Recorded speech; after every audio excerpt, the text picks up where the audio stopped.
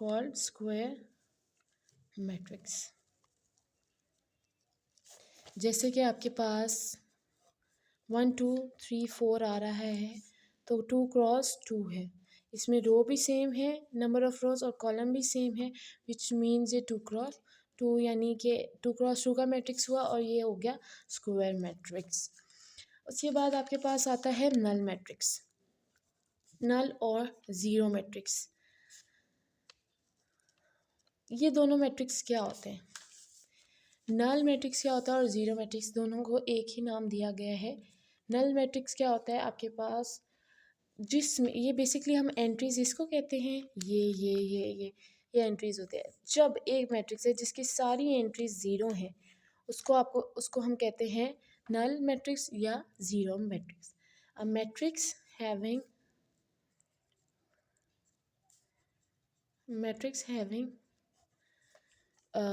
zero entries,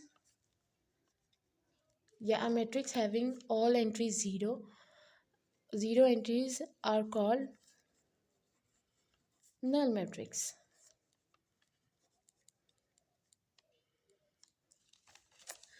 और आप इसको ऐसे भी कर सकते हैं, a matrix having all entries zeros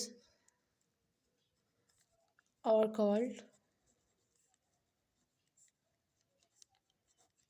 null matrix।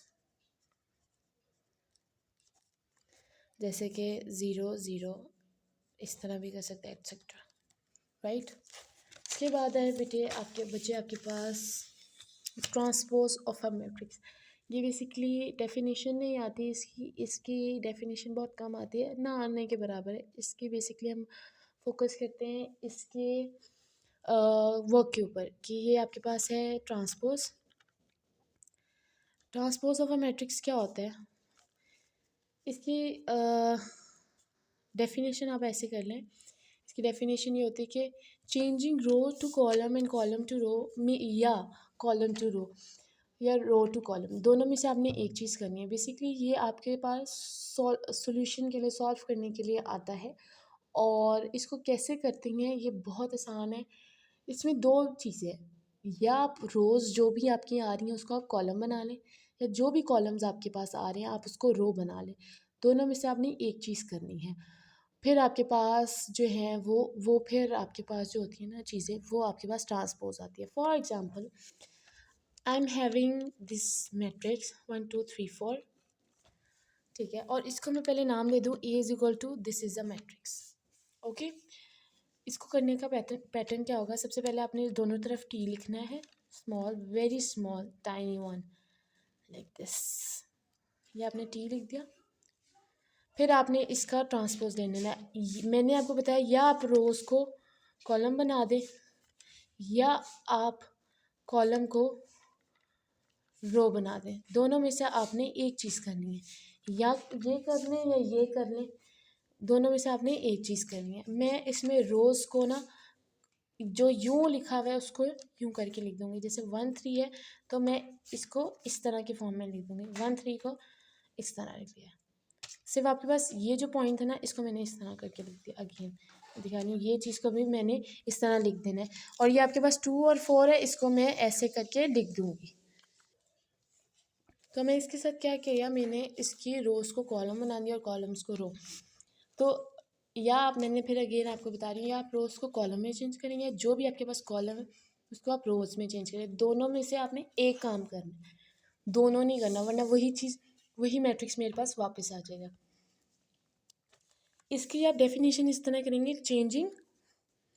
Changing rows to columns और columns to rows is called the transpose of the matrix। और आप एग्जाम्पल में ये वाली चीज़ आप करके दिखा सकते हैं। नेक्स्ट चीज़ आपके पास आ रही है नेगेटिव ऑफ मैट्रिक्स। अगेन ये आपके पास जो चीज़ है नेगेटिव ऑफ अ मैट्रिक्स, ये आपके पास सॉल्व करने के लिए आ सकता है। इसकी डेफिनेशन ना आने के बराबर है कि ये नहीं आती। जो इम्पोर्टेंट चीज़ है उस पे आप ज़्यादा फोकस करें, ये सिर्फ सॉल्व करने पे है। ट्रांसपोज़ की जैसी डेफिनेशन नहीं आती, ट्रांसपोज़ पे ज़्यादा लोग जो ज़्यादा पेपर्स हैं वो उसको सॉल्व कराने पे ज़्यादा, पेपर बनाने वाला करवाने पे फोकस करता है। नेगेटिव ऑफ अ मैट्रिक्स क्या है? एक मैट्रिक्स है ए 1 5 6 2, जो भी आप समझ लें। इसका आपने साइन चेंज कर देना है, माइनस इधर लगा दें, माइनस इधर लगा दें, और अंदर इस माइनस के साइन को मल्टीप्लाई भी कर दें। जहाँ जहाँ प्लस है वहाँ माइनस आ जाएगा, क्योंकि minus is having that characteristics कि वो सारे सबके साइंस को चेंज कर सकते हैं। अब ये माइनस का साइन अंदर मल्टीप्लाई हुआ तो क्या बेसिकली आपके पास क्या हुआ, आपके साइन चेंज हो गए, नेगेटिव आ गया, इस मैट्रिक्स का नेगेटिव आ गया। ये ए था, अब ये माइनस ए आ गया। तो आपको पता क्या चला कि नेगेटिव ऑफ अ मैट्रिक्स क्या है आपके पास, कि आप एक मैट्रिक्स का साइन अगर आप चेंज कर लेंगे नेगेटिव में, चेंज नहीं नेगेटिव में ले जाएंगे, तो उसको हम कहेंगे नेगेटिव ऑफ अ मैट्रिक्स। इसकी डेफिनेशन बहुत ईजी है, इसको सिर्फ आप कर लें। एक मैट्रिक्स है जिसका साइन अगर आप चेंज कर दें उसके बाद जो वो मैट्रिक्स आएगा उसका नेगेटिव है। अच्छा, हमारे पास जो ज़्यादा इंपॉर्टेंट चीज़ है मैं उस पर फोकस करना चाह रही हूँ। एक हमारे पास सिमेट्रिक और स्क्यू सिमेट्रिक जैसा टॉपिक है, वो मैं अभी नहीं आपको बताऊंगी, वो जब हम 1.3 करेंगे तभी मैं आपको एक्सप्लेन करूंगी। अभी आपके पास इंपॉर्टेंट चीज़ आ रही है डायगोनल मैट्रिक्स। डायगोनल और इसमें से ना तीन से चार जो आपके पास डेफिनेशंस हैं वो बहुत मिलती जुलती हैं, तो आपने प्लीज़ इस पे फोकस करना है। डायगोनल बेसिकली आपके पास किसी भी मैट्रिक का ये वाला पार्ट होगा, दिस में, विच मीन्स 1 2 3 4 5 6 7 8 7 अगेन लिख दिया और ये ऐसे। ये जो एलिमेंट्स हैं ना ये आपके पास बेसिकली डायगोनल होता है। और अगर आप डायग्राम कोई देखते हैं तो उसमें ये जो चीज़ होती है ज़्यादातर ना, ये हम स्क्वायर मैट्रिक्स के ही उस पर चलते हैं कि आपके पास एक स्क्वायर मैट्रिक्स होना चाहिए तभी उसका डायगोनल बनता है। रेक्टेंगल्स के भी रेक्टेंगल मैट्रिक्स के डायगोनल्स बहुत कम आपकी बुक में है ही नहीं, आपके सिलेबस में है ही नहीं। एक स्क्वायर मैट्रिक्स है 1 2 3 4, उसके ये जो एलिमेंट्स हैं ये आपके पास डायगोनल एलिमेंट्स हैं। कहा गया है कि आपके पास जो ये डायगोनल एलिमेंट है इनमें से एटलीस्ट एक नॉन ज़ीरो होना चाहिए, तो ऐसे मैट्रिक्स को आप कहेंगे। पूरा मैट्रिक्स ज़ीरो है लेकिन ये वाला जो पार्ट है ये आपके पास ज़ीरो नहीं है। लेट्स सपोज ये 4 भी ज़ीरो बन जाता है, लेकिन ये 1 है, सिर्फ ये 1 रहता है, तो ऐसे मैट्रिक्स को आप डायगोनल मैट्रिक्स कहेंगे। जैसे कि मैं कहूँ 1 0 0 0। अब कोई कंसीडर करेगा, आप इसको यूँ देखें, आप कहेंगे ये डायगोनल मैट्रिक्स है, क्योंकि इसके ये जो डायगोनल वैल्यूज़ है उनमें से एक नॉन ज़ीरो आ रहा है, ये वाला। आपका एक डायगोनल एलिमेंट नॉन ज़ीरो होना चाहिए ऐसे मैट्रिक्स को, और मैट्रिक्स जो है वो स्क्वायर ही होना चाहिए। रेक्टेंगुलर मैट्रिक्स पे ये वाली टर्म नहीं बैठती। ओके, उसके बाद आपके पास आ रहा है स्केलर मैट्रिक्स।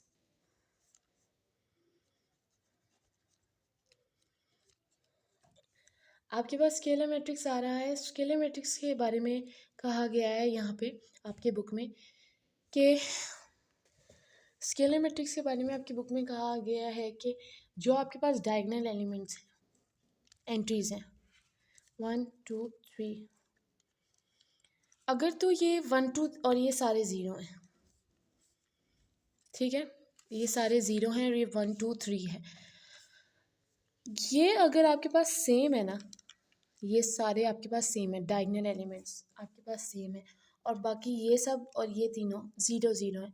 अगर आप छोटे वाले मतलब 2 क्रॉस 2 की बात करें, 1 1 0 और 0, इसको 4 बना लें पहले। ये जो है डायगोनल एलिमेंट्स ये आपके पास हैं और बाकी सारे ज़ीरो। अब भी ये आपके पास डायगोनल एलिमेंट है। स्केलर कब होता है? जब ये जो डायगोनल वाले एलिमेंट्स होते हैं वो भी सेम हो। अगर ये वाले जो एलिमेंट है सेम है तो वो स्केलर बन जाएगा और ऊपर नीचे ज़ीरो है। अगर ये 1 2 0 0 है, ये तो ज़ीरो है लेकिन ये जो है आपके पास ये वाले एलिमेंट चेंज है तो वो डायगोनल में जा रहा है। डायगोनल और स्केलर का फ़र्क याद रखिएगा ये डायगोनल और स्केलर में क्या फ़र्क है कि अगर आपके पास मैट्रिक्स जो है वो दो मैट्रिक्स है, यहाँ पे देखते हैं, एक मेरे पास ये मैट्रिक्स है,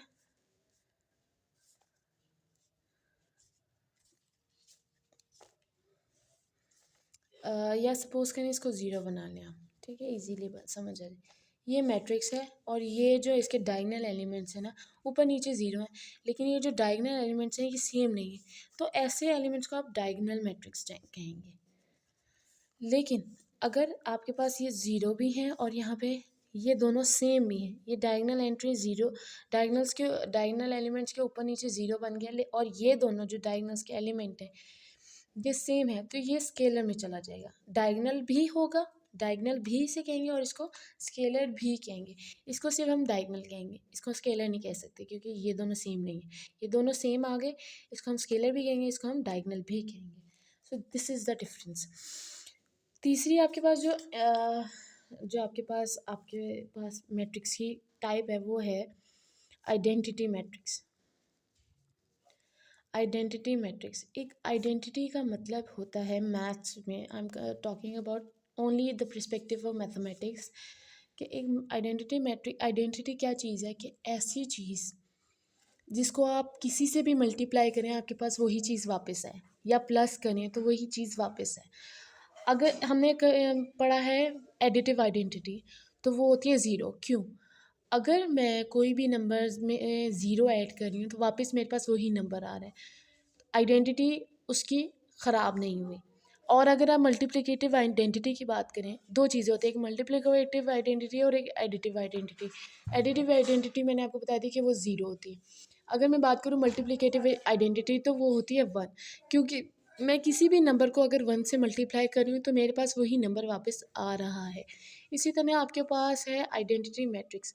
कोई भी मैट्रिक्स अगर इस तरह के मैट्रिक्स से मल्टीप्लाई होती है तो वही वाला मैट्रिक्स आपके पास वापस आ जाएगा।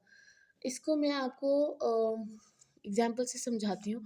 देखिए, ये मैट्रिक्स कभी भी चेंज नहीं होता, ये हमेशा इसी तरह रहेगा, वन ज़ीरो वन ज़ीरो। इसमें डायगोनल वाले वन होते हैं। अब ये देखें, ये डायगोनल भी है, ये स्केलर भी है और ये आइडेंटिटी भी है।